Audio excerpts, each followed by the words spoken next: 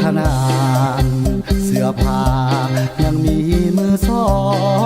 งเหตุผลที่น้องเป็นแม่ห้างคือธรรมดาชีวิตคนเฮาบ่มีหยังแน่นอนดอกนาถึงน้อง